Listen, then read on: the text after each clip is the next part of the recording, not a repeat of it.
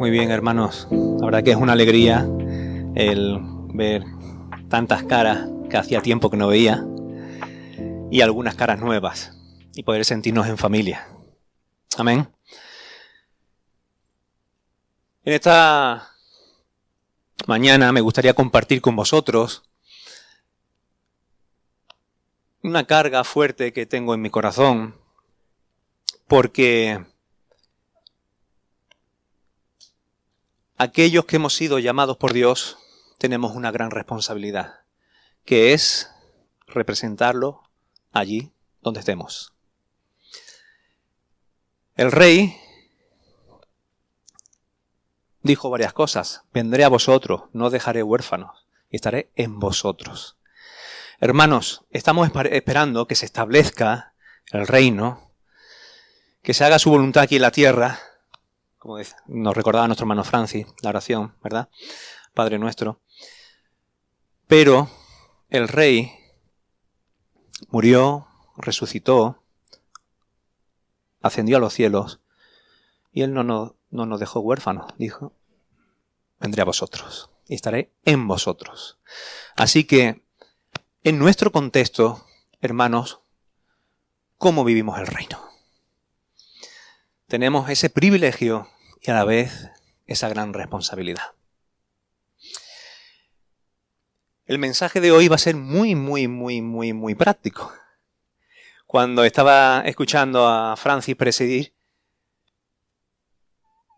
no sé lo que algunos podríais pensar, si iba a estar mucho tiempo hablando de quizás los conceptos del reino, el reino de Dios, el reino de los cielos, etcétera, etcétera, ¿no? Y voy a ser muy práctico, voy a hablar de la familia, del matrimonio, de los hijos. No creo que me dé tiempo a llegar al trabajo, pero voy a hablar de cosas muy prácticas. Aunque antes quiero hacer una introducción para situarnos en el propósito del reino. Amén. Génesis capítulo 1, versículo 26. No voy a leer todo el pasaje, aunque sí lo tengo proyectado. Pero para entender cuál es el plan de Dios, que nos va a ayudar a entender y a enfocarnos bien para poner en práctica lo que vamos a ver luego. Génesis 1, 26, Dios dice: hagamos al hombre a nuestra imagen, conforme a nuestra semejanza, y señoré. Lo voy a dejar ahí. El propósito de Dios al crear al hombre es que le expresemos, contener y expresar a Dios, porque hemos sido hechos a imagen y semejanza de Dios. Ya sabemos que el pecado desestructuró todas las cosas, no solamente al ser humano. De hecho, estamos esperando la restauración de todas las cosas en Cristo Jesús. No puedo hacer un recorrido por toda la Escritura, me encantaría, pero no tengo tiempo para eso. Pero sí destacar algunas cosas. Ya sabemos que Dios llama a un hombre y le dice: vete de tu tierra y de tu parentela y de la casa de tu padre a la tierra que te mostraré. Y haré de ti una nación grande y te bendeciré y engrandeceré tu nombre y serás bendición. Bendeciré a los que te bendijeren y a los que te maldijeren maldeciré. Y fijaos, hermanos, y serán benditas en ti todas las familias de la tierra. El otro día compartíamos a algunos hermanos sobre este versículo. Para mí aquí no solamente hay algo profético, sino que hay un deseo de que la bendición alcance y se extienda hacia todas las naciones. Las mismas promesas que se le hace a Abraham lo vemos en Isaac, en Jacob. Hay una nación, Jacob, Israel, las 12 tribus, y Dios le dice algunas cosas a esta nación que son claves para entender lo que quiero transmitir. En Éxodo 19:6, Dios le dice: y vosotros me seréis un reino, y aquí metemos la palabra reino, de sacerdotes y gente santa. Estas son las palabras que dirás a los hijos de Israel. Hemos cantado acerca de la santidad. Y el Señor le dice a su pueblo: sed santos, porque yo soy santo. Si queremos expresar a nuestro Dios, que hemos sido creados a imagen y semejanza suya, debemos de vivir en santidad. Y Dios le dice a una nación organizada, a su pueblo, a Israel, le dice, me seréis un reino de sacerdotes y gente santa. Amén. Este pasaje lo he cogido a conciencia porque aunque en el contexto Dios le está diciendo, le está dando un tirón de orejas a los sacerdotes porque no estaban cumpliendo bien su función. Pero me gusta mucho este versículo porque manifiesta gran parte de lo que es la labor de un sacerdote. Dice, porque los labios del sacerdote han de guardar la sabiduría y de su boca el pueblo buscará la ley, porque mensajero es de Jehová de los ejércitos. Fijaos, hermanos, Dios quiere un reino de sacerdotes. Si nos fijamos a lo largo de toda la Escritura, el sacerdocio se fue reduciendo, pero por causa del pecado. Leví, incluso los hijos de Sadoc, de la misma rama, ¿verdad? Pero el plan de Dios era un reino de sacerdotes.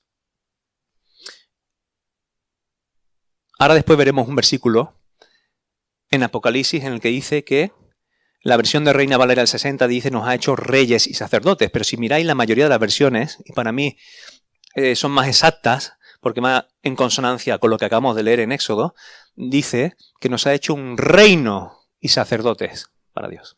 Amén. En Deuteronomio, capítulo 4, del 5 al 8, no voy a leer todo el pasaje, es muy conocido, pero fijaos, Dios le está diciendo, os he dado todas estas leyes, estos mandamientos para que viváis en ellos,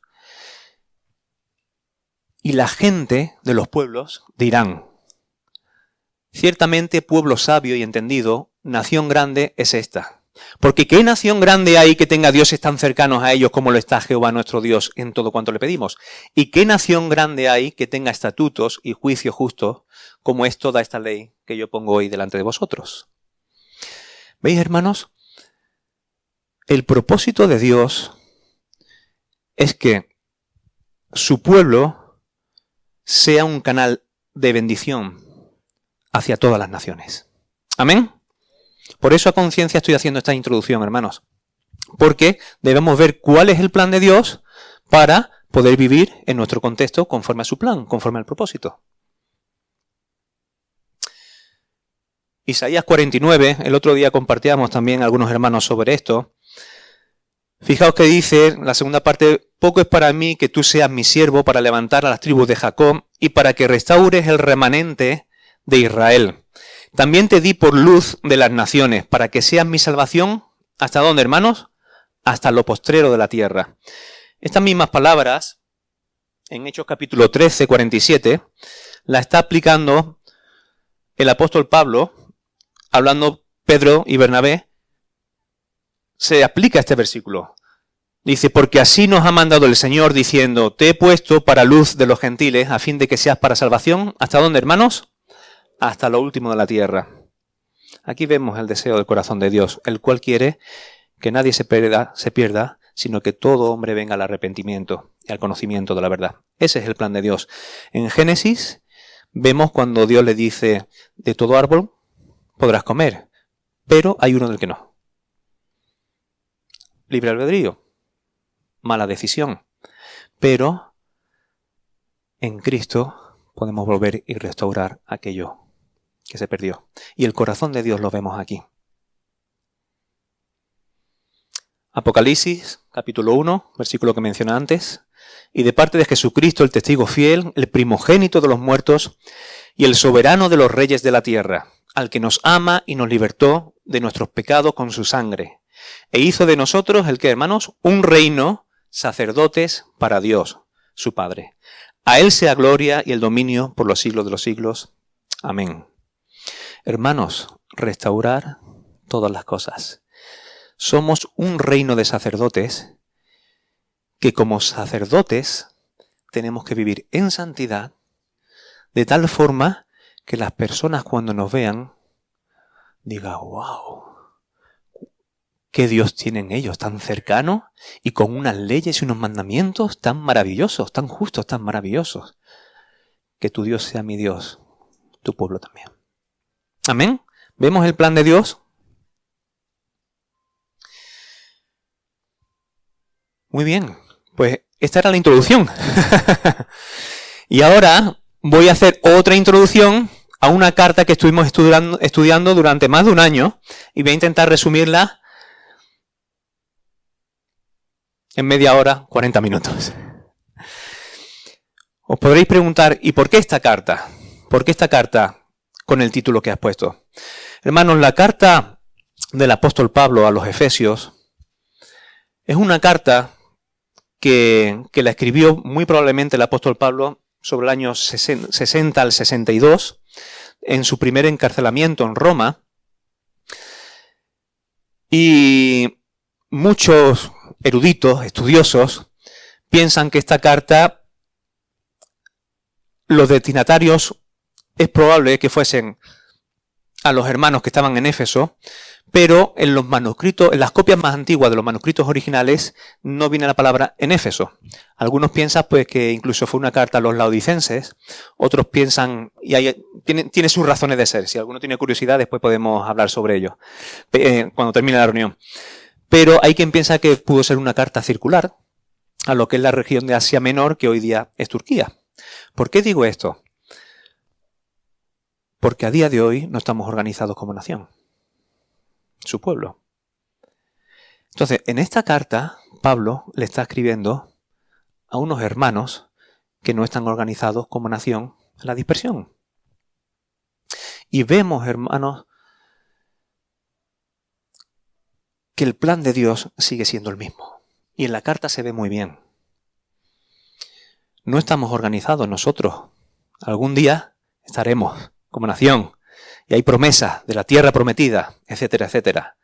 Pero, ¿cómo vivimos el reino aquí en nuestro contexto? Y creo que la carta esta expresa muy bien el corazón de Dios, no solamente el corazón de Dios y el propósito, sino cómo se lleva a cabo en la práctica. Por eso dije que voy a ser muy práctico, muy práctico. Este mensaje es para los llamados, para los escogidos de Dios. Una pregunta. ¿Has sido llamado por el Señor? Levantad las manos, hermanos, para yo ver que estáis todos atentos. Hermanos, pues si has sido llamado por Dios, Dios quiere que tú le expreses en el contexto en donde estamos. Y este mensaje entonces es para ti y es para mí. A mí la carta a los Efesios es una carta que sirve de termómetro para ver dónde estoy, dónde me encuentro. Me lleva a evaluarme, porque es tan práctica. Tengo tanto que aprender en mi actitud, mi forma de comportarme con los hermanos, en mi matrimonio, que no siempre tengo un buen día, en la educación de mis hijos.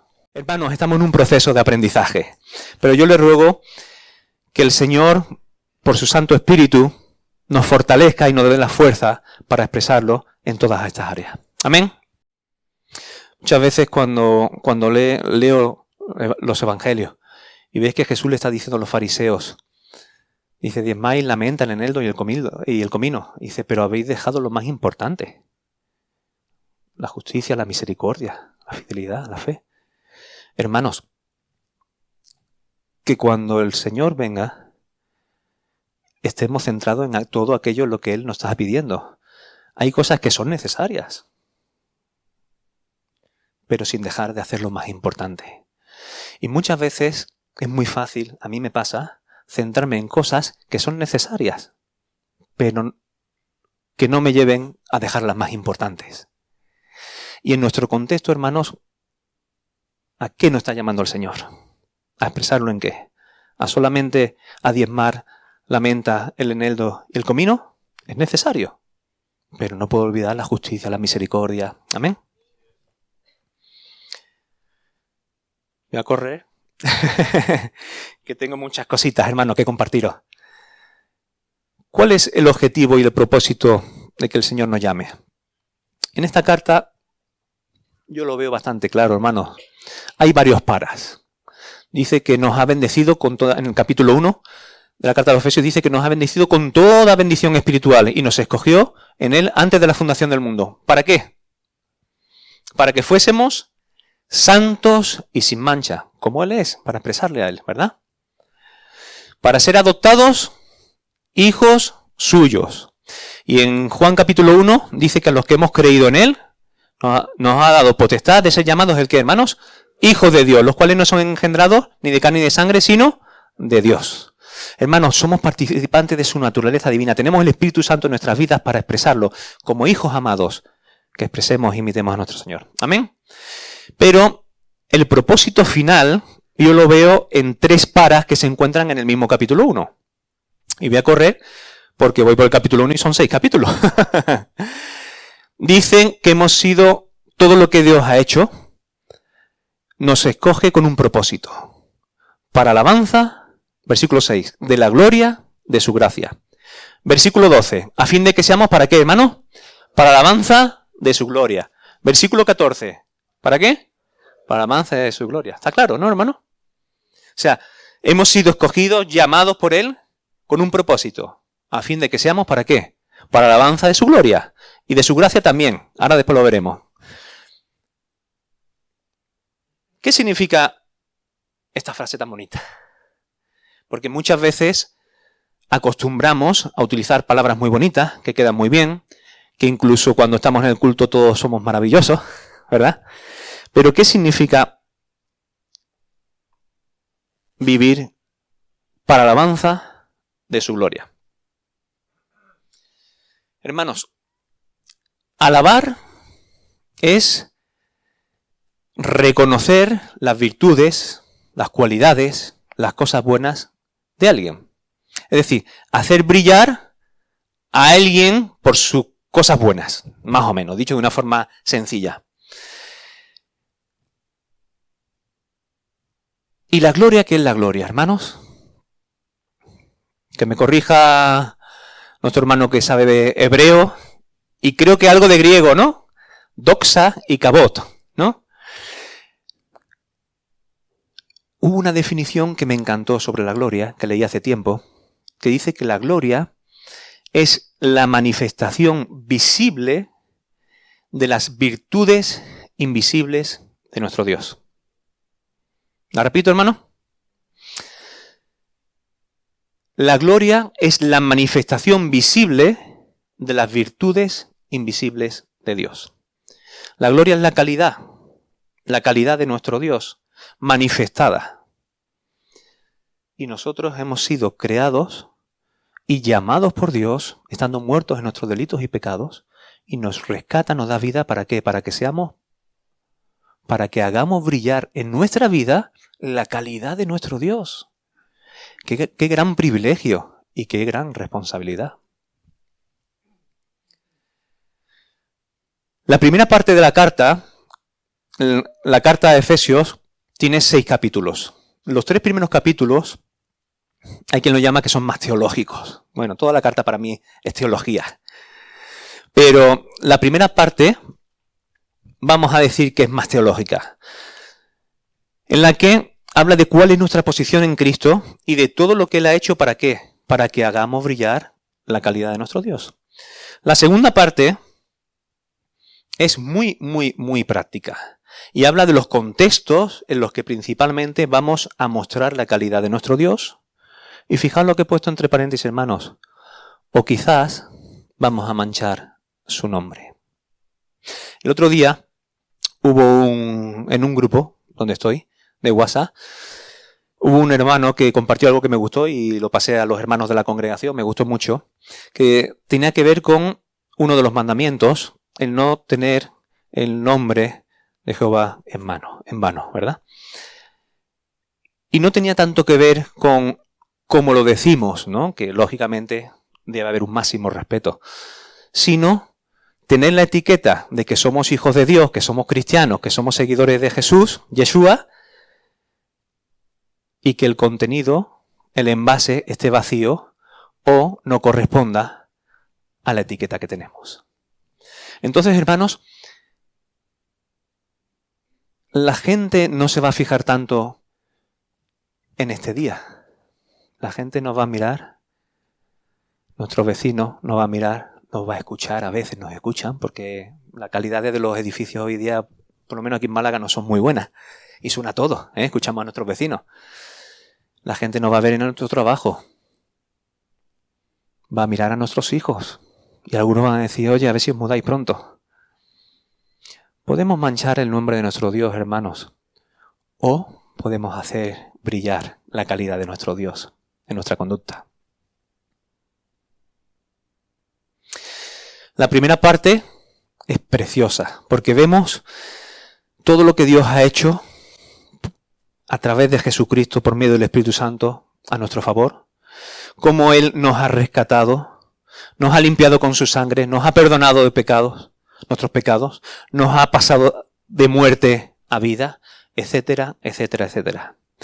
Y teniendo en cuenta todo lo que Él ha hecho, ¿cómo empieza la segunda parte? El apóstol Pablo dice, yo pues, por tanto, teniendo en cuenta todo lo que acabo de decir, los 3 primeros capítulos, preso en el Señor, el contexto que hablamos al principio, donde estaba Pablo, encarcelado en Roma, os ruego que andéis como es digno de la vocación con que fuisteis llamados. Es decir, hermano, si Dios te ha llamado, y fíjate todo lo que ha hecho por ti y por mí, hermanos, debemos de vivir conforme al llamado que Él ha hecho, y teniendo en cuenta todo lo que ha hecho por ti y por mí. Si no vivimos conforme a su propósito, estamos despreciando su sangre. Porque hemos sido comprados por un gran precio. Amén.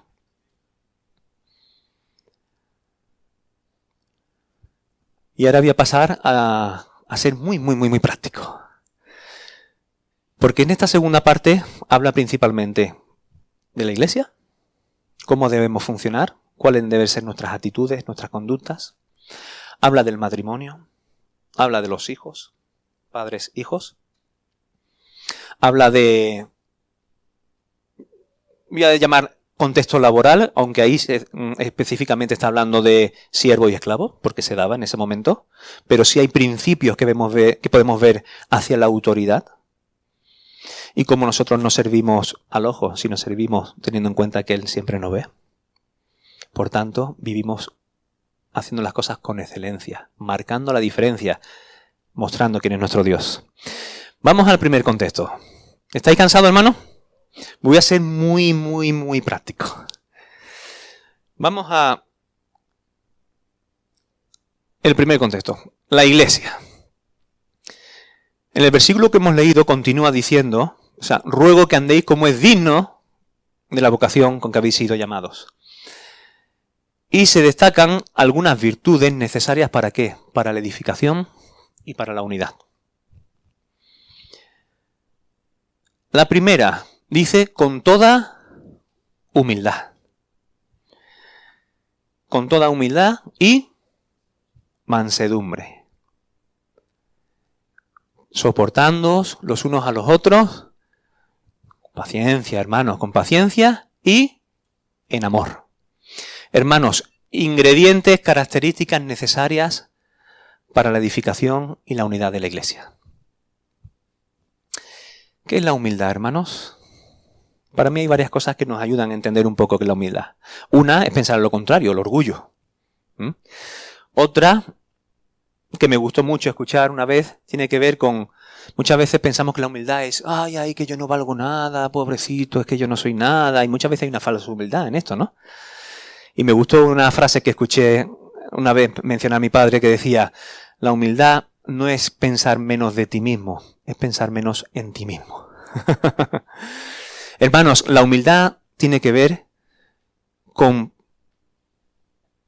ponernos en el lugar que nos corresponde, ni más ni menos, ni tener necesidad de aparentar de que somos más de lo que somos, es ponernos en el justo y adecuado lugar. Nuestro Señor dijo, aprended de mí, que soy manso y humilde de corazón. ¿Él era débil? No. ¿Una persona mansa es una persona débil? Moisés, ¿qué se dice de Moisés en la Escritura? Y sin embargo, Moisés era una persona débil. ¿Nuestro Señor era una persona débil? ¿Que soportaba todo lo que porque era débil? Bueno, vemos a nuestro Señor en distintos contextos que yo no veo debilidad ninguna. Como hablaba a los fariseos, cuando va al templo, la mesa de los cambistas. O sea, la humildad y la mansedumbre en la Escritura no va relacionado con la debilidad. Me gustó escuchar a unos hermanos hablando de lo que es la humildad y la mansedumbre en la Escritura. Y la mansedumbre, que no tiene que ver con debilidad, decía que tiene que ver con todo el potencial bien enfocado y canalizado. Me explico. El ejemplo que ponía era el de un caballo salvaje, con mucha fuerza, mucha energía, pero adiestrado y enseñado.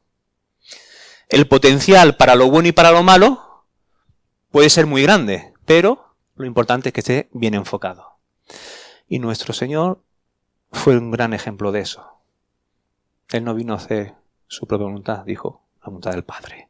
Tenemos el ejemplo perfecto al que seguir. Y estas características son necesarias. La paciencia, hermanos, todos estamos en un proceso. Estamos en un proceso. Y hay hermanos que somos un poquito más difíciles de llevar.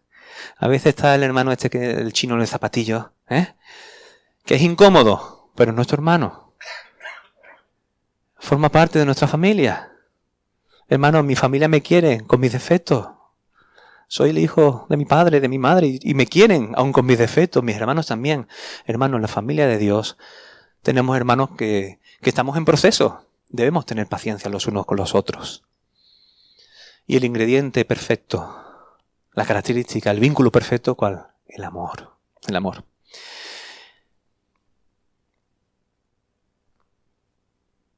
Se habla de dos tipos de unidad. La del espíritu y la unidad de la fe. ¿Recordáis que dice en Efesios sobre la unidad del espíritu? Mantener la unidad del espíritu. O sea, no es que tenemos que hacer la unidad del espíritu, hay que mantenerla. ¿Cómo? Con los ingredientes que acabamos de ver. Con estas características que acabamos de ver. Si no, la unidad se rompe, hermanos. El Señor dijo, Padre, que sean uno, así como tú y yo somos uno. ¿Para qué? Para que el mundo crea. O sea, nuestra conducta va a ser vista por los demás. ¿Cómo van a creer si estamos tan divididos? Desde pequeño en la iglesia evangélica, si veis ahí la pena que siempre me ha dado ver cuántas denominaciones hay, me he relacionado con hermanos de toda Málaga, de todo tipo de denominaciones. Y qué tristeza, hermano, que haya tanta división, tantas denominaciones.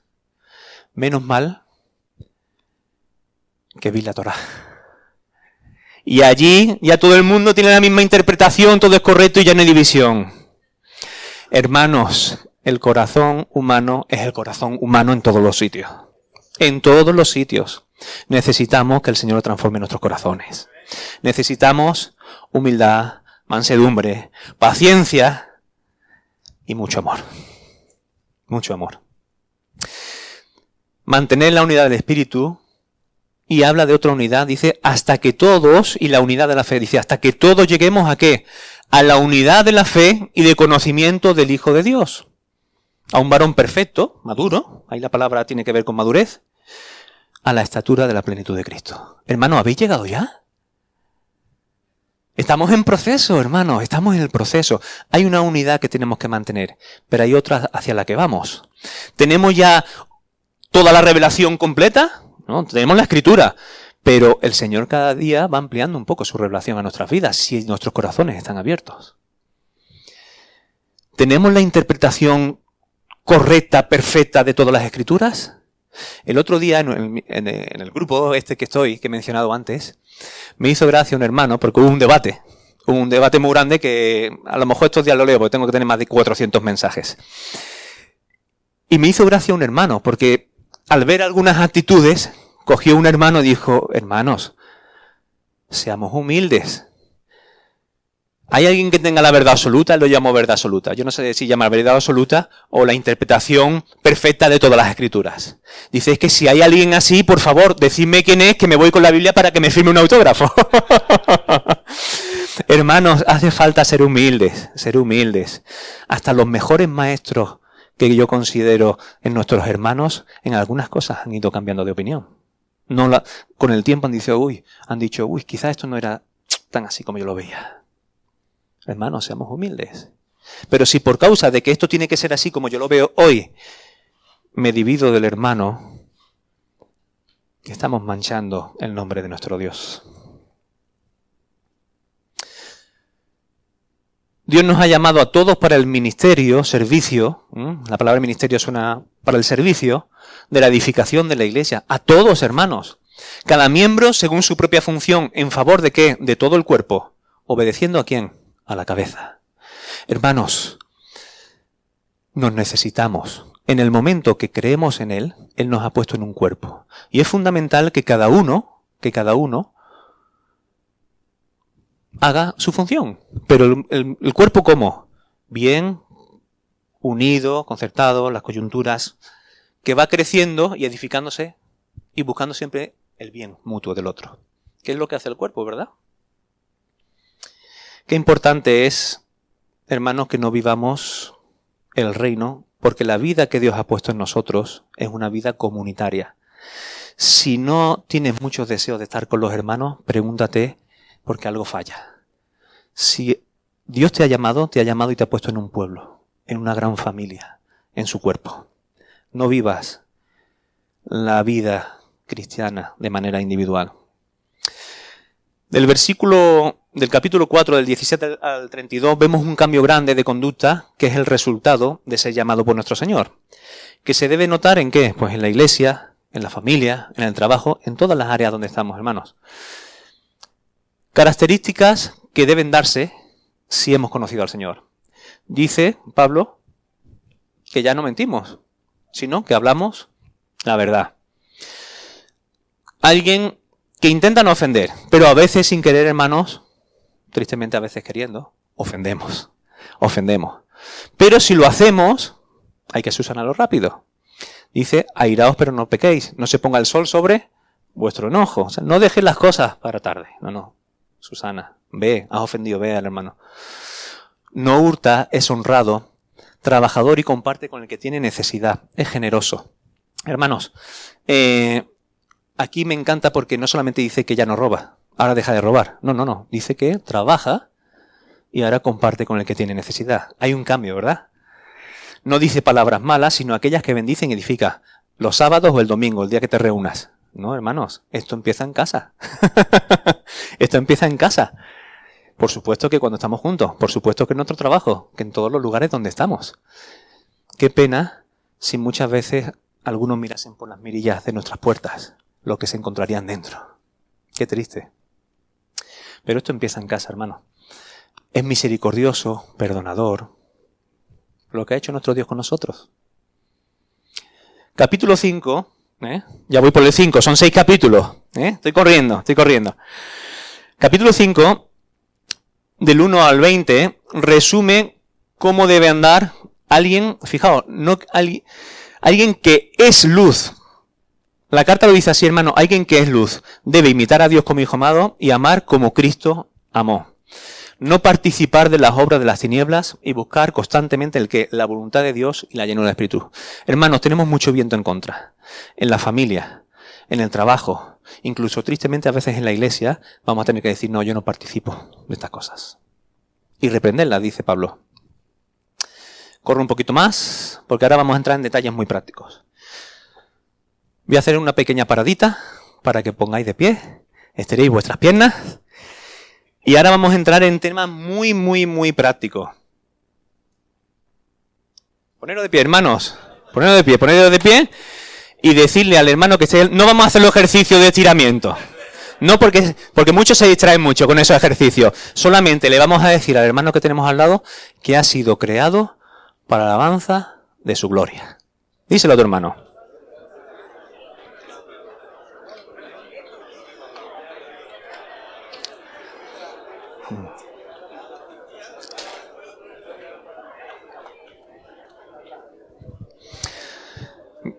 Bien, hermanos, ya nos podemos sentar. Ya nos podemos sentar.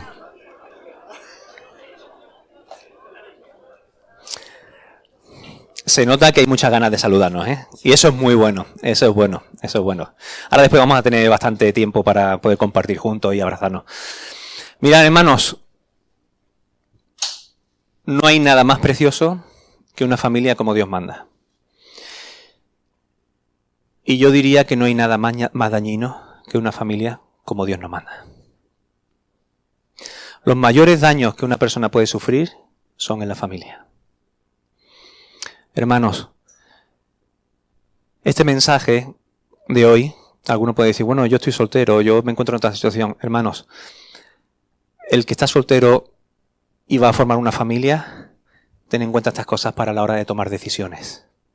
Y aquellos que a lo mejor están en otras circunstancias, quizás por vuestra experiencia, o porque el Señor ha permitido que estéis en estas circunstancias, pero tenéis mucho que enseñar. Ahora después vamos a verlo. Pablo le dice a Tito, a las ancianas que enseñen a las mujeres jóvenes, etcétera, etcétera. Después lo veremos. ¿Vale? O sea, tenemos mucho que enseñar, pero tenemos mucho que practicar primero. Lucas, a Teófilo, le dice en Hechos de Apóstoles, cuando te escribí todas las cosas que Jesús comenzó, ¿recordáis el orden? A hacer y enseñar. Qué importante es que vivamos en estas cosas para que cuando la gente nos pregunte, oye, ¿y tú cómo has podido vivir así? Poder enseñarlas. Pero que nuestros hechos hablen más que nuestras palabras. Hermano, la familia, todo es de Él. Pablo antes nos leyó un versículo, porque de Él, y por Él, y para Él, son todas las cosas. A Él sea la gloria. De Jehová, en la tierra, y su plenitud, el mundo y lo que en él habitan. Hermano, nuestra familia no es nuestra, es de Dios. Nuestros matrimonios no son nuestros, es de Dios. Nuestros hijos no son nuestros, son de Dios. Pero somos administradores. ¿Cómo lo hacemos? El enemigo está atacando con mucha fuerza, hermanos, a la familia. Si esto sigue así, no sé cuándo vendrá el Señor. Pero aquí en España, ya mismo, matrimonios contados. No voy a dar detalles, porque se está grabando, pero de vez en cuando mi niña me dice, papá, mira lo que han dicho en el colegio hoy. Y ya no cómo viven, os espantaríais, hermanos, aquellos que trabajáis en instituto, tenéis hijos en edad de... ya no de secundaria, sino de primaria, os asustaríais. Es tremendo, barbaridades. Algunas cosas que no quiero contar por aquí ahora mismo. Pero lo peor ya no es eso, sino que viene y me dice, papá, mira lo que ha dicho la maestra hoy, mi profesora. Y digo, ¿cómo una maestra puede decir eso en una clase? Hermanos. La familia va a ser muy, muy, muy, muy atacada. Y al final Pablo habla de la lucha espiritual. Bueno. En la lucha espiritual, lo que más va a atacar el enemigo es lo que sabe que Dios quiere. Y Dios quiere una gran familia. Y nuestra familia, no sé si decir profetiza o proyecta y trasciende algo superior. Nuestros matrimonios, ahora después veremos, como Cristo y la Iglesia. Entonces, depende de cómo vivamos, estamos anunciando bien o no. Cuando una familia no desea pasar tiempo juntos, algo hay que revisar. Hermanos, y esto es aplicable a la familia de Dios y a nuestros hogares. Hermanos, cuando una familia no hace por estar juntos, el matrimonio con los hijos y pasar tiempo juntos, es porque algo no está yendo bien. Eso, pasar esos tiempos de calidad, no hace falta un gran viaje, irte a la playa con tu mujer y con tus hijos, con un bocadillo, pero esos tiempos de calidad, de jugar juntos, de estar juntos, de hablar. Cuando en una familia no hay ese deseo, es porque algo falla. Y en la familia de Dios, cuando alguien se conforma a ver, a mí me gusta más este predicador porque dice las cosas como a mí me gustan, pero el estar con los hermanos, rozarme y a veces ofender o que me ofendan y pedir perdón y eso, es necesario. Y cuando no tenemos ese deseo, quizás hay que revisarnos, hermanos. Qué importante es pasar juntos tiempos de calidad. Vamos al matrimonio. Francis, yo no sé si pensabais al hablar del reino que yo iba a hablar de estas cosas. Pero en nuestro contexto, hermanos, en nuestro contexto. Algo te comenté. ¿Qué cosas dice la Escritura que son necesarias en nuestros matrimonios? ¿Cómo debe comportarse la esposa con el marido? La esposa dirá, bueno, ¿y por qué empieza con la esposa? Porque la carta de los Efesios empieza con las mujeres. Después iremos a los maridos. Hermano, voy a ser muy práctico. Tenemos aquí el ejemplo de Cristo como cabeza de la iglesia, la cual es su cuerpo, dice Pablo, y el marido es cabeza de la mujer. Esto es fundamental para que entendamos cuál debe ser el papel de cada uno en el matrimonio. De la misma manera que el hombre representa a Cristo, la mujer representa a la iglesia. Y eso nos dice mucho de cómo debemos de funcionar en un matrimonio.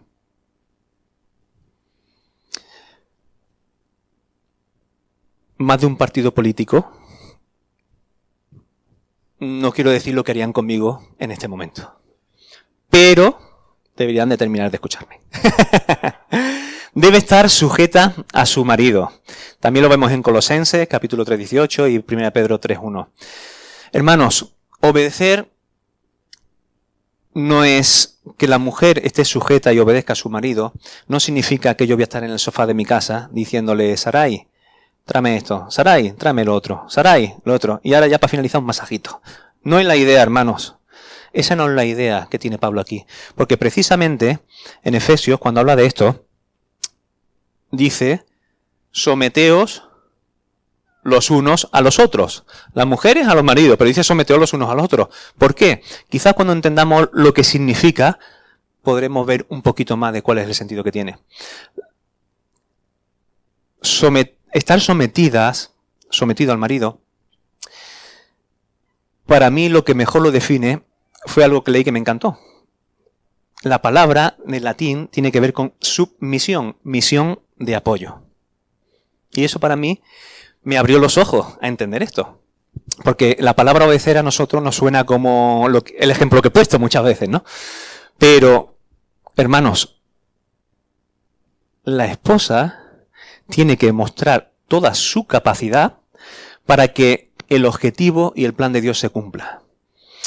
Los objetivos del varón, ¿cuáles son? Que toda la gloria sea para Dios, en nuestro matrimonio, en nuestros hijos, en toda nuestra conducta. Y la esposa tiene la misión de apoyar al marido para que todo esto se lleve a cabo. ¿Amén? ¿Nos gusta un poquito más la palabra ya que se emplean? Hermanos, después vamos a pasar a los maridos. Tenemos una gran responsabilidad. Se dice que la esposa... Es que estas cosas a lo mejor las hemos escuchado, hermanos. Pero cuando vemos que se destrozan muchos matrimonios, que muchas familias están desestructuradas, deshechas, y vemos tantos hijos con esos problemas de identidad, con tantos daños, con esas conductas lo único que reflejan es la realidad que se ha vivido detrás de las mirillas. No lo que vivieron quizás en un culto. Trabajo en un contexto desfavorecido en Málaga, en colegios de difícil desempeño. Llevo unos 16 años trabajando en colegios difíciles. Y muchas de las conductas que veo son resultado de familias que no son como Dios manda. Hermano, los solteros diréis, bueno, yo estoy soltero. Ten cuidado a quien elige, porque vivir de esta manera, como a Dios le agrada, cuanto mejor sea tu decisión, más fácil lo vas a tener. Este mensaje es para todos, hermano. Respetar. Respetar al marido va mucho más allá que el aspecto de fidelidad. Respetar al marido también tiene que ver con cómo le hablas a tu marido. No ridiculizar a tu marido. Hermanos, conozco matrimonios, y hablo de gente creyente, ahora no estoy hablando de gente no creyente, que se han divorciado, y una de las cosas más gordas que sucedían en ese matrimonio es que ella ridiculizaba a su marido delante de los demás. Que si ganaba más que él, que eso no tenía que ser así, y un montón de barbaridades. Hermanos, la mujer que respete al marido. Cuidado cómo hablamos a nuestros maridos delante de nuestros hijos. Qué importante es el respeto, hermanos. Y vuelvo a insistir, si mirásemos muchas veces por la mirilla de las puertas, nos podríamos llevar muchas sorpresas. En una ocasión, esto lo he contado alguna vez, lo voy a repetir, me dice la que da religión evangélica en un colegio donde trabajo, me dice, Josué, ¿tú has escuchado lo mismo que yo? Digo, sí. Venía la mujer cojeando y es que el marido le había dado una paliza. Pero tristemente, en ese contexto donde yo trabajo, es más frecuente de lo que debería ser. Entonces a mí no me extrañó tanto. Me dice, es que su marido es el que lleva la alabanza a la iglesia. Y eso es serio. Eso es muy serio, hermanos. Porque manchamos el nombre de nuestro Dios. No voy a poner más ejemplos porque tengo que correr. Considerando vuestra conducta casta y respetuosa. Me gustaría comentar más cosas prácticas, pero corro un poco más. Tener un espíritu afable y apacible. Primera de Pedro, capítulo 3, dice, vuestro atavío no sea el externo de peinados ostentosos. Está bien, hermanos, que nuestras hermanas se arreglen, que estén guapas, pero hay algo que está muy por encima y que tiene mucho más valor que eso. De peinados ostentosos, de adornos de oro o de vestidos lujosos, sino el interno, el de corazón, el incorruptible ornato de un espíritu afable y apacible que es de grande estima delante de Dios. He puesto ahí dos cositas como ejemplo. En Proverbios dice que mejor estar en un rincón del terrado que en casa espaciosa con mujer rencillosa. Hermano, no vea, hay que tener ganas. Hermanos, ese espíritu afable y apacible de nuestras esposas. No sé cuántos habéis visto el teatro que hay que se llama Ganas de reñir. ¿La habéis visto? Bueno, a lo mejor alguno no lo habéis visto, pero no sé si alguno lo habéis experimentado. Esos días que hagas lo que hagas hay que reñir. Si tú dices blanco, es negro. Y como digas negro, es blanco. Oye, ¿por qué acertáis estas cosas? Hermano, hay días que hay que reñir sí o sí. Hermanos, control. Todos tenemos un mal día. Esto no es cosa de las mujeres solo. Todos tenemos un mal día. Todos a veces llegamos del trabajo y hemos tenido un mal día. Eso nos pasa a cualquiera. Pero hermanos, ese espíritu afable y apacible. Porque todo esto va a crear en nuestro hogar un ambiente agradable que favorece la gloria a Dios. Lo otro nos va a llevar a cometer errores, a dañar, a ofender, etcétera, etcétera. Son detalles muy prácticos. ¿Vamos a los maridos? Hermana, podéis descansar ahora. Vamos a los maridos. ¿Cómo debe comportarse el marido con la esposa? Dice que debe amar a la esposa como Cristo amó a la iglesia. Es buscar el bienestar integral de tu mujer. Eso es lo que hizo nuestro Señor. Después voy a leer algún versículo. El que ama a su mujer, a sí mismo se ama, ¿verdad? Después vamos a leer un versículo que habla de lo contrario. Dice, ¿cómo va a ir uno contra su propio cuerpo, verdad? Pues de la misma manera, cuando tú amas a tu esposa, cuanto más vale tu esposa, más vales tú también. Ser cabeza es una gran responsabilidad. Ahora, sí, los maridos, tenemos que amar a nuestras esposas, pero ¿cómo? ¿Cómo lo hacemos? ¿Seguimos? ¿Esposa, queréis que siga? ¿Cómo se expresa ese amor? Aquellas que estáis buscando pareja, mirad bien esto para que os ayude en vuestras decisiones. En vuestra decisión. Ojalá sea una. Maridos, amad a vuestras mujeres y no seáis ásperos con ellas. Fijaos, hermanos, muchas veces tenemos un carácter un poco brusco. Somos ásperos con nuestras esposas. Y normalmente nuestras esposas suelen ser más sensibles que nosotros. Seamos cariñosos, amables, delicados, atentos. Valoremos lo que hacen y cómo son. Lo contrario que es lo que nos va a hacer, que nos va a distanciar. Hermanos, normalmente nos encontramos cuando el vaso ya ha rebosado. Y muchas veces es por falta de esto. El vaso rebosa cuando se ha ido llenando poco a poco. Y muchas veces nos llevamos sorpresa. Uy, ¿esta familia qué ha pasado? Con lo bonita que era. Porque descuidamos estas cosas. Sacrificándonos por ella. Renunciando a nuestro bienestar, a nuestra comodidad. ¿Para qué? Para buscar el bien de ella. Fijaos lo que se dice nuestro Señor. El cual se entregó a sí mismo por ella, ¿para qué? Para santificarla. Es decir, hermanos, nuestra esposa no es nuestra enemiga. Y nosotros, los maridos, no somos enemigos de nuestras esposas. Muchas veces, tristemente, se da maldad en los matrimonios. Incluso se utilizan versículos bíblicos para decir, si tú me amases, harías esto. Voy a poner un ejemplo. Los ejemplos que pongo llevan mucho de realidad. Y en este caso también. Conozco un matrimonio donde su esposa tiene un problema, no voy a dar detalles, pero tiene problema con la limpieza. Sabéis que hay una enfermedad que te lleva a el trastorno obsesivo compulsivo. Cuando tú tienes este problema, imagínate la cantidad de veces que tú limpias tu casa en el día. ¿Se puede chantajear con esto? Si tú me quisiese, me ayudarías más. Y ahora tienes al marido fregando 15 veces ese día la casa. Hermanos, el propósito de amar en nuestro Señor era para santificarla, no para que hiciésemos lo que nos dé la gana, para darnos todos los caprichos. Amar a nuestra esposa tiene una finalidad. El Señor se sacrificó con nosotros con un propósito, santificarnos. Amén. Y nosotros tenemos que sacrificarnos por el bien de nuestra esposa, pero para que sea como Cristo también. A veces hay que poner ciertos límites. Estoy siendo demasiado práctico, ¿no? ¿Qué más cosas? Protegiéndola y cuidándola, porque nadie aborreció jamás a su propia carne, sino que la sustenta y la cuida, como también Cristo a la iglesia. Hermano, cuidar a nuestras esposas en todos los aspectos. A nivel físico, a veces llegan enfermedades, llega cierta edad donde el físico da una bajada importante. Hermanos, qué cosa más bonita el ver a matrimonios de tantos años cómo se quieren, se ayudan mutuamente. Eso es maravilloso, es un reflejo del amor de Dios en nuestras vidas.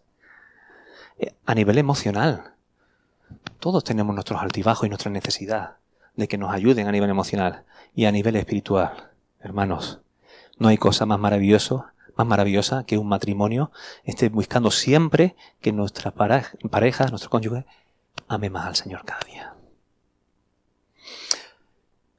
Aquí voy a tocar un aspecto que se habla muy poquito, pero que rompe muchos matrimonios. La intimidad. Hermanos, qué importante es que el matrimonio pase tiempo de intimidad disfrutando el uno con el otro, a todos los niveles, no solamente en el aspecto sexual, hermanos, a todos los niveles. Y ahora voy a hacer una relación también con nuestro Padre. Cuando nosotros no tenemos intimidad con nuestro Padre, no pasamos tiempo a diario con nuestro Padre, corremos un peligro. ¿Sabéis cuál es? Que nuestra vista y nuestro corazón se desvíe hacia otro sitio. Hermanos, cuando no hay intimidad en el matrimonio, se corre mucho peligro. Y normalmente cuando nos enteramos, es tarde. Ya se han roto los matrimonios. Y el vaso se ha ido llenando. Hay matrimonios que no disfrutan de esa intimidad, tanto en el aspecto sexual como en pasar tiempos de calidad juntos. Y eso es fundamental, porque si no, se crea un distanciamiento y un peligro y un riesgo de que tu corazón y tu vista se aparte para lugares donde no se deben apartar. Nos pasa igual con nuestro Señor. Si no tenemos tiempo de intimidad y de calidad con nuestro Señor, podrás venir todas las semanas a la congregación, podrás reunirte todas las semanas, podrás estar muy activo eclesialmente, pero a lo mejor tu corazón y tu mirada están en otras cosas. Y el Señor lo dijo, estas mismas cosas las dijo con otras palabras, y yo creo que todos las podemos pensar, ¿verdad? Pablo sabía del problema. Si viniesen algunos partidos políticos y viese este versículo, y algunos, lo sé, me consta que quieren cambiar cosas de la Biblia. Porque este versículo a muchos no les gusta. Aquí está diciendo que mi mujer, Sarai, Santana, Elías, es mía. Pero hermanos, sí, mi mujer es mía, para mí. Es mía. Pero hermanos, que me terminen de escuchar los partidos políticos, pero es que yo soy de ella. Yo soy de ella. Le guste más o le guste menos, esto es lo que dice la palabra. Y yo lo creo. Hermanos, Pablo sabía del peligro que es el no pasar tiempo de calidad en intimidad. Cuidemos esto. Cuando se pasa mucho tiempo sin estos tiempos de calidad, a todos los niveles, hermanos, como he dicho, el matrimonio peligra. Y la familia peligra. Daños que son muy difíciles de reparar. ¡Wow! No sé si me va a dar tiempo a tocar esto. Hermano, ¿entro de los hijos? ¿Sí? Hermanos, tengo los hijos, trabajo y la lucha espiritual. El trabajo y la lucha espiritual no me va a dar tiempo. lo menciono y ya está. Pero, ¿me permitís? Sé que no me vaya a decir que no. Hay muchas caras diciendo que sí. Si yo veo más de 4 ojos cerrados, corto, hermanos. Y si no, si me lo permitís, voy a continuar. Educación de los hijos. Hijos, vamos ahora con los hijos. ¿Cuál debe ser la actitud de un hijo hacia los padres? ¿A qué debemos llevar a nuestros hijos? Obedecer al Señor a vuestros padres, porque esto es justo.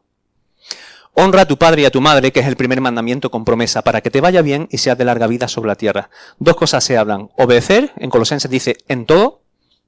Una cosa es el sometimiento, que es una actitud, y otra cosa la obediencia. A nuestros hijos lo tenemos que llevar a la obediencia desde pequeño. Aunque ahora después voy a tocar un aspecto de la obediencia cuando va madurando. Y honrar a nuestros padres. También voy a entrar en lo que es honrar. Mira, hermanos, hijos consentidos. Yo me pongo aquí directamente. Esto lo tendría que poner aquí, pero para que veáis. Os voy a contar alguna experiencia. En los centros donde trabajo he tenido alumnos de todo tipo. Alumnos de los que mucha gente no querría tener. Os voy a poner un ejemplo real. Yo le he hecho una foto a la espalda de un compañero para que se vea que está roja porque un niño de sexto le ha pegado a mi compañero. ¿Vale? O sea, hemos vivido de experiencias de este tipo, podría contar muchas anécdotas. Pero os aseguro que prefiero tener un alumno que tenga a sus padres en la cárcel, lo he tenido muchísimos, y por distintos motivos. Todo lo peor que se os pueda imaginar están. No solamente ocurre en las películas, en la vida real. Pues os aseguro que prefiero tener un hijo que tenga a sus padres en la cárcel como alumno antes que un hijo consentido. La vara y la corrección dan sabiduría, mas el muchacho consentido avergonzará a su madre. Los hijos consentidos, mira, te miran y te perdonan la vida. Y como esto podría decir muchas cosas. Para mí son los más difíciles de llevar en un colegio. No los hijos de los delincuentes, drogadictos, etcétera, etcétera, que podría mencionar. No, un hijo consentido.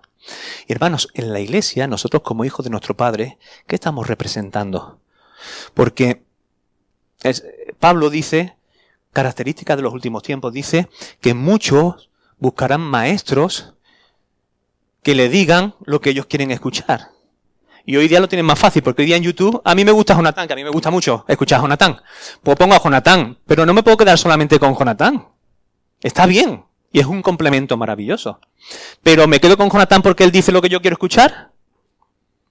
Hermanos, como hijos de nuestro Padre nos pasa eso, que estamos muy consentidos. Hoy día, como tenemos de todos los colores en las iglesias, pues vamos a buscar a la que nos dice lo que yo quiero escuchar. Pero es que nuestros hijos estamos viviendo un tiempo muy peligroso. Para mí, lo que más prolifera ahora mismo en los colegios son hijos consentidos. Hijos que hacen lo que le dan la gana. Y eso es peligrosísimo. Y encima hay muchos límites en cuanto a poner orden en esos aspectos. Pero es que en las iglesias, o sea, lo de ir al parque y ver un niño que le levanta la mano a un padre o una madre, es muy fácil. O dais un paseíto por el parque y posiblemente en menos de una hora lo verás. ¿Pero qué sucede en la iglesia, hermano? ¿Que un hijo le levante la mano a un padre? ¿A una madre? Hermano, eso está sucediendo. Y la Escritura dice que el muchacho consentido avergonzará a nuestra madre. Y si nosotros vivimos a nuestro gusto, avergonzamos a nuestro Padre Celestial. El que detiene el castigo a su hijo aborrece, más el que lo ama, ¿qué dice? Desde temprano lo corrige. ¿El arbolito desde cuándo? Desde chiquitito. Fijaos, y hay aquí, qué sabiduría hay en Proverbios. Hermano, uno de los mejores directores que yo he tenido en los colegios era alguien que era autoridad. Pero él nunca fue de autoridad. Él servía al colegio. Se portaba de maravilla con los compañeros. Siempre buscaba el bien de nosotros. Y nunca le escuché darnos un consejo de cómo teníamos que dar clases. Solamente, bueno, he dicho nunca dejé un consejo. No, solamente lo escuché un consejo, que es el que os quiero transmitir.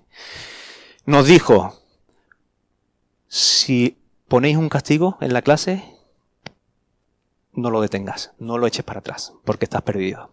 Era un colegio de difícil desempeño, ¿vale? Hermanos, el que ama a su hijo, lo disciplina. Es lo que hace nuestro Padre. Ahora después leeremos el versículo. Oye, hijo mío, la instrucción de tu padre y no desprecies la dirección de tu madre, porque adorno de gracia serán a tu cabeza y collares a tu cuello. Hermanos, hay una obediencia que va madurando.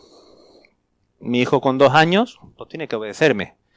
Pero hay una obediencia que nos pasa también a nosotros como hijos de nuestro Padre Celestial, que es que conforme vamos madurando, ya no solamente obedeces porque hay que obedecer a papá y mamá, sino que obedecemos porque nos damos cuenta que lo que nos dice nuestro Padre es lo mejor.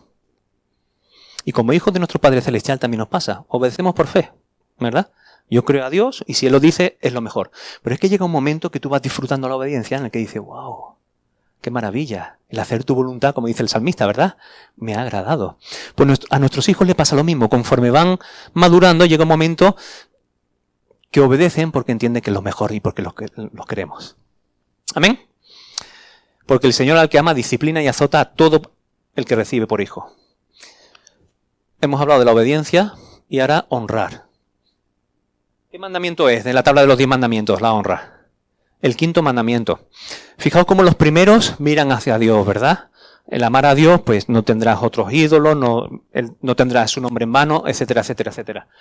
La segunda parte, pues no hurtar, no adulterar, tiene que ver con el prójimo. ¿Y el 5.º con qué tiene que ver? ¿Será casualidad que lo tengamos ahí en medio? Mira, hermanos, hubo un hermano que siempre tuvo un gran rechazo hacia su padre porque su padre lo rechazó. Cuando él se convirtió, dijo que tardó mucho tiempo en decirle a Dios, Padre. ¿Sabéis por qué? Porque fue muy dañado por su padre. No es casualidad que el honrar a nuestros padres esté en el 5.º mandamiento. No creo que sea casualidad. Ahora, la pregunta es, ¿cómo podemos honrar a nuestros padres? Tratándolos con el máximo respeto, sirviéndolos e incluso económicamente si lo necesitan. Mira, hermano, no voy a dar a muchos detalles, pero tristemente muchos de nuestros ancianos en España van a morir solos o casi abandonados. Es una realidad que tenemos en nuestro país. La Escritura dice, se está perdiendo el respeto a nuestros mayores, el honrar a nuestros mayores. La Escritura dice, delante de las canas te levantarás y honrarás el rostro de los ancianos. Y encima cuando son nuestros padres. Qué importante es honrar a nuestros padres, cuidarlos cuando necesitan a todos los niveles. Eso es un testimonio de que honramos a nuestro Padre Celestial. Amén.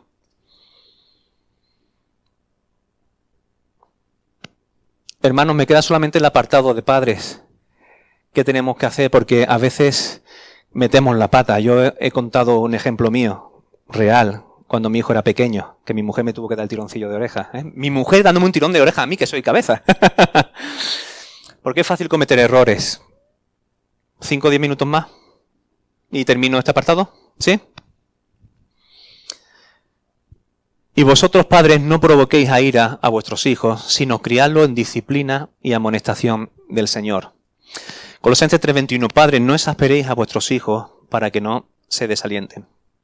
Mira, debemos de criar a nuestros hijos en disciplina y en amonestación del Señor. Ahora después vamos a ver cómo hacer esas cosas.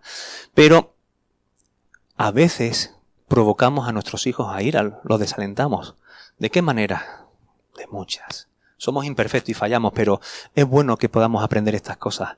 Que preguntemos a gente que tiene más experiencia que nosotros y podamos aprender.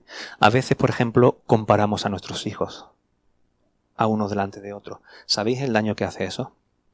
A veces incluso hemos podido llegar a decirle una palabra que ha marcado toda la vida de nuestros hijos. Anda, niño, que eres tonto. Qué fácil en un momento de que tu hijo ha tenido un momentito así o algo que no ha entendido. Eres tonto.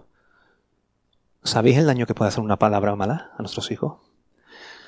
Castigos desproporcionados. A mi hijo se le ha caído un vaso de agua y ahora le dejo 3 años sin ver la televisión porque se le ha caído un vaso de agua. Bueno, estoy poniendo ejemplos muy extremos, pero si vieseis la cantidad de castigos que hay desproporcionados, eso lo único que lleva es a desalentar, a desanimar a nuestros hijos. Y los provocamos a ira. Podríamos mencionar muchas cosas, pero esto lo dejo para después, para que podamos compartir también sobre ello. Hermanos, veo que muchas veces es fácil cometer este error. Queremos proyectar en nuestros hijos el ideal que nosotros no hemos podido vivir. No sé si me explico. A veces queremos quitar a nuestros hijos de tantos peligros que los anulamos como personas o los metemos en una burbuja.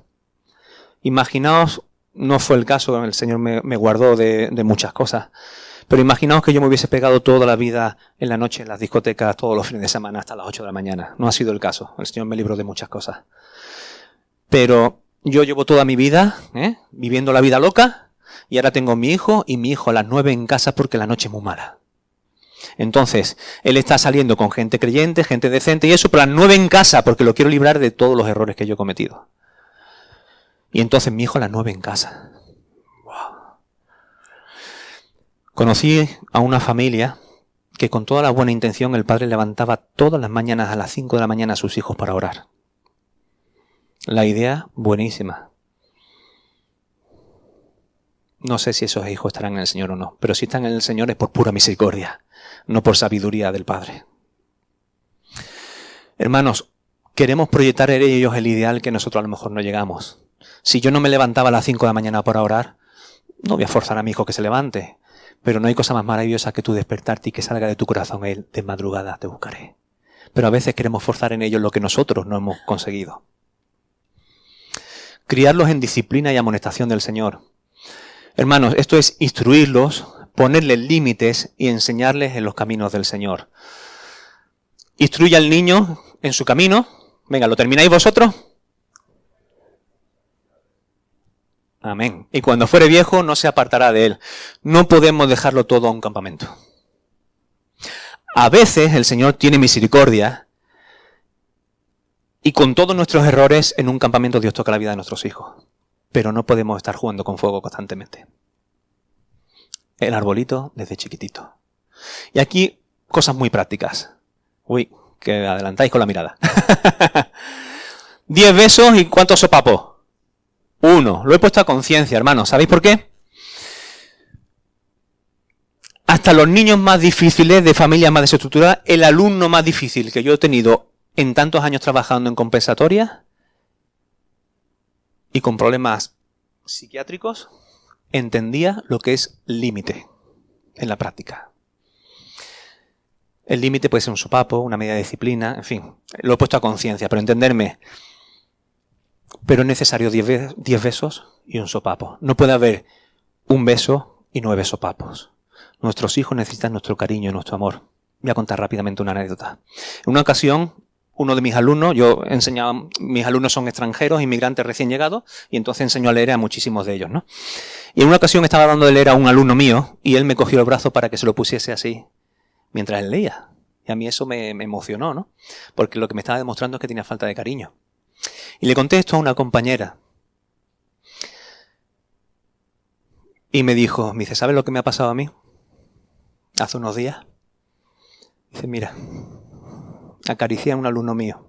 Yo no acaricio a los alumnos. Si lo hace una compañera es distinto a si lo hace un compañero normalmente. Hay que ser prudente. Pero mi compañera le hizo así a un alumno. Y empezó a llorar. A llorar, a llorar. Y le dijo, ¿por qué lloras? ¿Sabéis qué le dijo el niño? Nunca nadie me había acariciado. Hermano, hay mucha necesidad de amor. Nuestros hijos necesitan que los queramos. Nuestros hijos necesitan límite. Es fundamental. 10 besos sin el límite se nos van de las manos. Una educación integral a todos los niveles, que le demos formación siempre que podamos, tener en cuenta a nivel espiritual, a nivel emocional, su bienestar físico, su alimentación, todas las cosas. Que seamos ejemplo, hermanos. Que nuestros hechos hablen más que ¿qué? Que nuestras palabras. Crear un buen ambiente en el hogar es fundamental para poder crecer en todos estos aspectos. Dedicarles tiempo, hermano.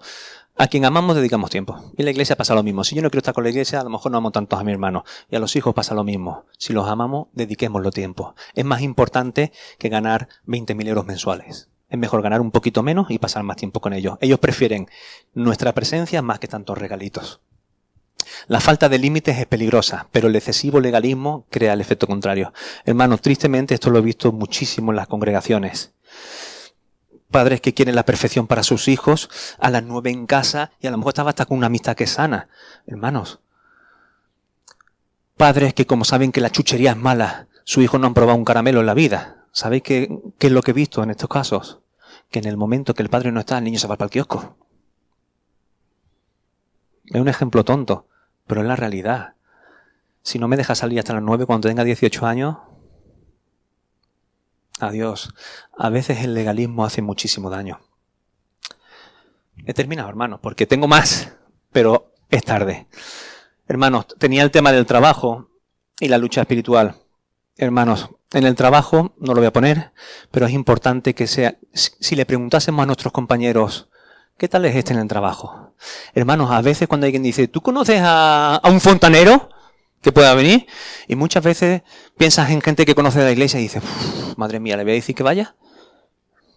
Hermanos, debemos de ser excelentes en nuestro trabajo para que vean la calidad de nuestro Dios. Y al final de la carta en Efesios tenemos la lucha espiritual. El enemigo va a intentar atacar todas las áreas de nuestra vida donde nosotros tenemos que expresarle. Y va a haber momentos muy duros de lucha. Va a haber esos días con ganas de reñir en nuestras casas.